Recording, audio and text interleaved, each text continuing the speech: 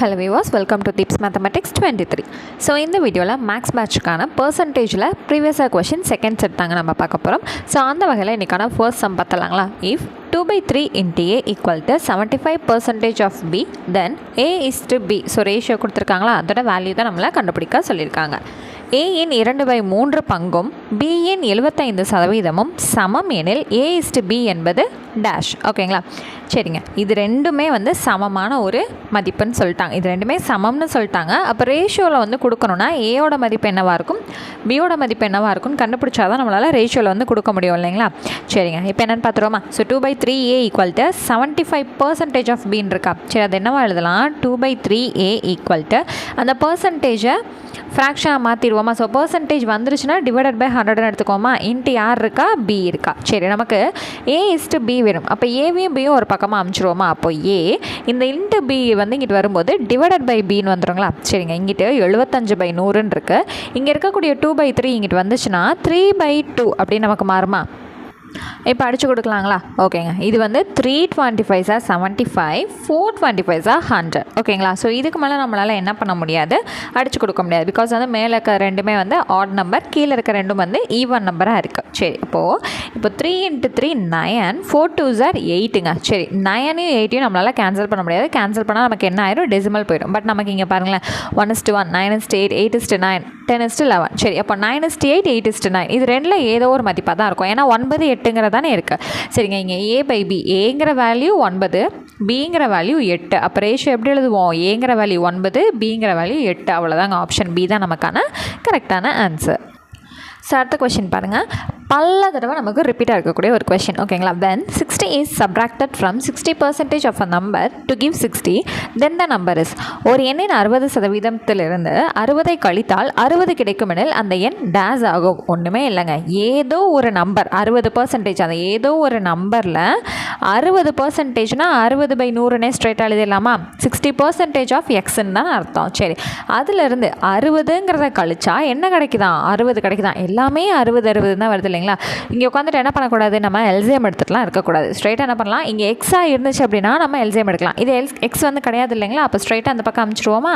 அப்போ 60x/100 equal to இந்த -60 இங்கிட்டு வந்துச்சுன்னா +16 வரும். அப்போ 60 + 60ங்கிறது 120ன்னு வந்துடும். அப்போ எக்ஸ் ஈக்குவல் டு 120 இன்ட்டு இந்த 60/100ங்கிறத இங்கிட்ட வந்து ஆப்போசிட் சைடு அமிச்சோன்னா ரெசிப்ரோக்கலாக மாறி வருங்களா. 10க்கு 10ங்க. இது 16 is 6, இது 2 6 are 12ங்க. இதுக்கு மேலே அடிக்கிறதுக்கு எதுவும் கிடையாது. அப்போ 2 × 100ங்கிறது என்னங்க கிடைக்குது, 200. அவ்வளோதான், ஆப்ஷன் டி தான் நமக்கு சரியானது.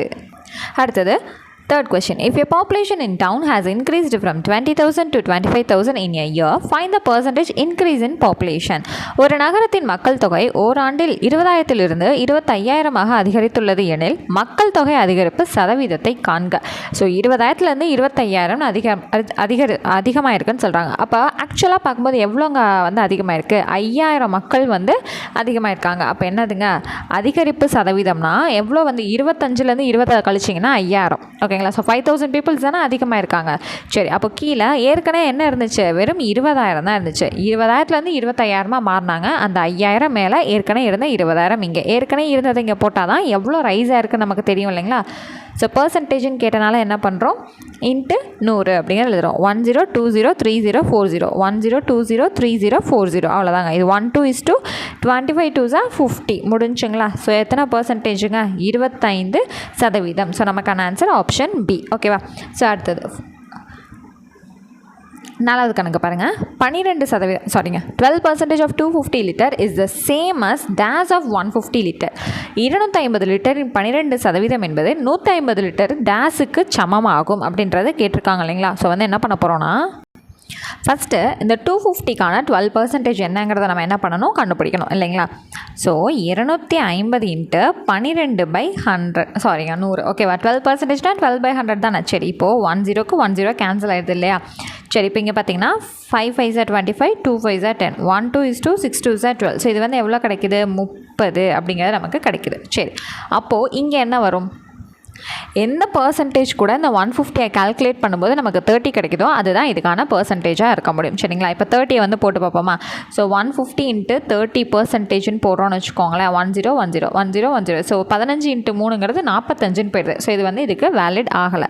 அடுத்து 20% போட்டு பார்ப்போமா? 150 இன்ட்டு 20/100. ஸோ ஒரு ஜீரோக்கு ஒரு ஜீரோ, இன்னொரு ஜீரோக்கு 100. So 15 into 2 30.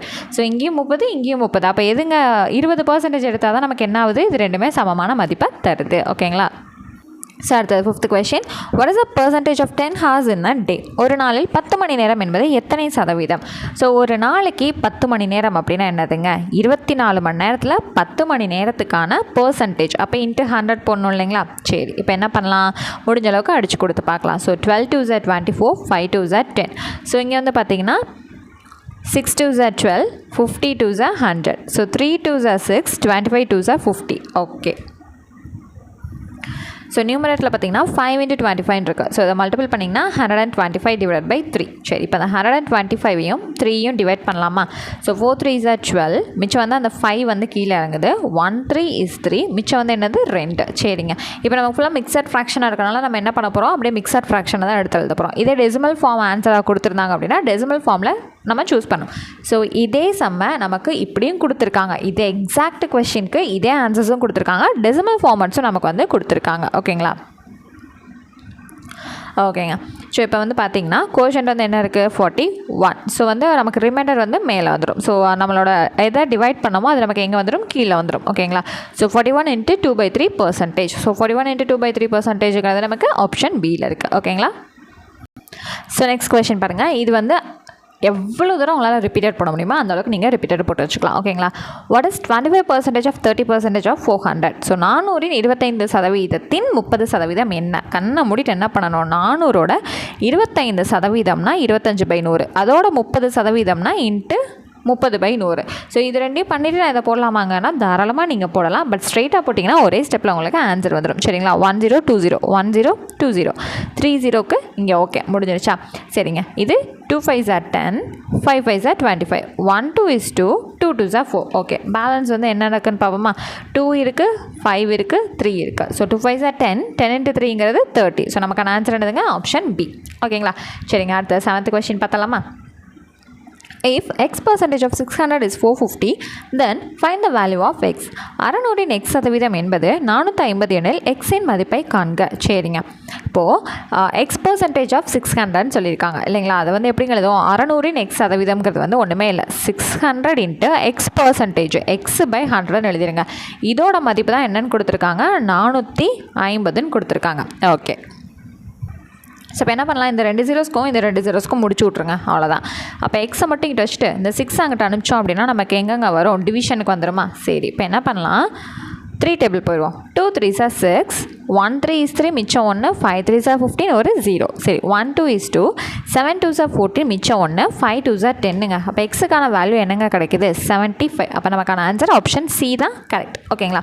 அடுத்தது 8th கொஸ்டின். இதுவுமே வந்து நமக்கு பல தடவை ரிப்பீட் ஆகக்கூடிய ஒரு கொஸ்டின். ஓகேங்களா? The single discount which is equivalent to 2 successive discount of 20% and 25% is. 2 தொடர் தள்ளுபடிகளுக்கான 20% மற்றும் 25% ஆகியவற்றிற்கு சமமான தள்ளுபடி சதவீதம் என்ன? ஸோ நமக்கு வேல்யூ கொடுத்துட்டாங்கன்னா அது கூட ஃபஸ்ட்டு 20% வந்து ஈக்குவேட் பண்ணி பார்க்கணும். அடுத்து 25% போடணும். இப்போ வேல்யூ இல்லைங்கிறப்ப நம்ம என்ன பண்ணணும்? எக்ஸை வந்து 100 அப்படின்னு சொல்லி நம்ம அசியூம் பண்ணிக்கணும். சரிங்க. 100 rupeesக்கு ஃபஸ்ட்டு வந்து 20% டிஸ்கவுண்ட் தராங்க அப்படின்னா என்னங்க ஆகும்? ஸோ இந்த 100 கேன்சல் ஆகிட்டு 20 rupeesன்றது நமக்கு கிடைக்குமா? சரி, அப்போ ஃபர்ஸ்ட் என்ன பண்ணணும்? 100 rupeesல 20 rupees நமக்கு கன்செஷன் டிஸ்கவுண்ட் கொடுக்குறாங்கன்னா ஃபஸ்ட்டு வந்து 80 ரூபான்றது அடிப்படை. 20% வந்து 80 ரூபா வந்து கொடுத்தா போதுன்னு. அடுத்து அந்த 80 ரூபாய்க்கு நம்ம என்ன பண்ண போகிறோம்? இந்த 25% ஒர்க் அவுட் பண்ண போகிறோம். ஸோ என்னங்க சொன்னேன்?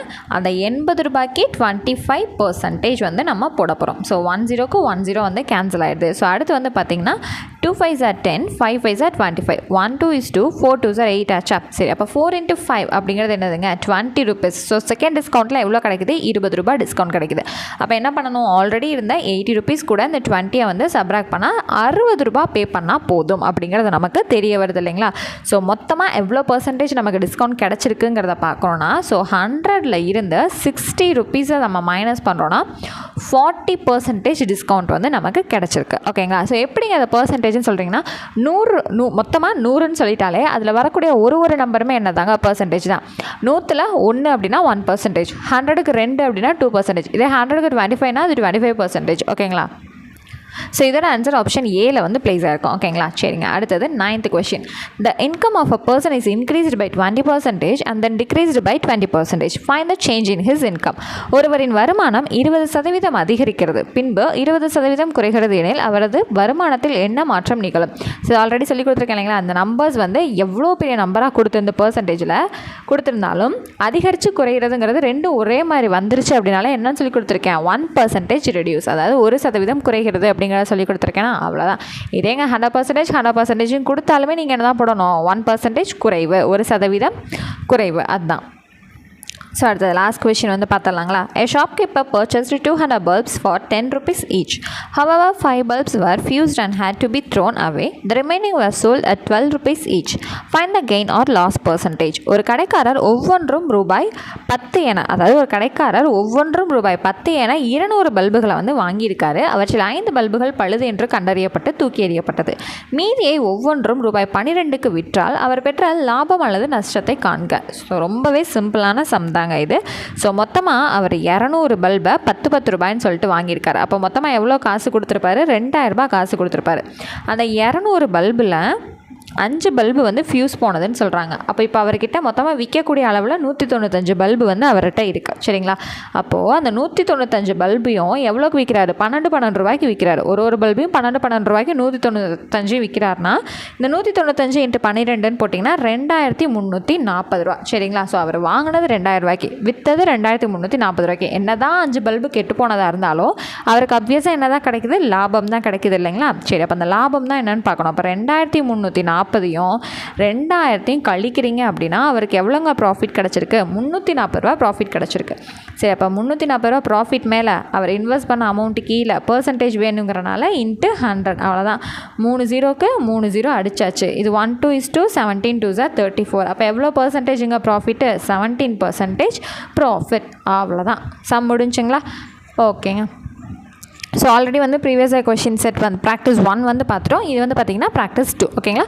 ஸோ நெக்ஸ்ட் கிளாஸில் உங்களை நான் மீட் பண்ணுறேன். தேங்க்யூ.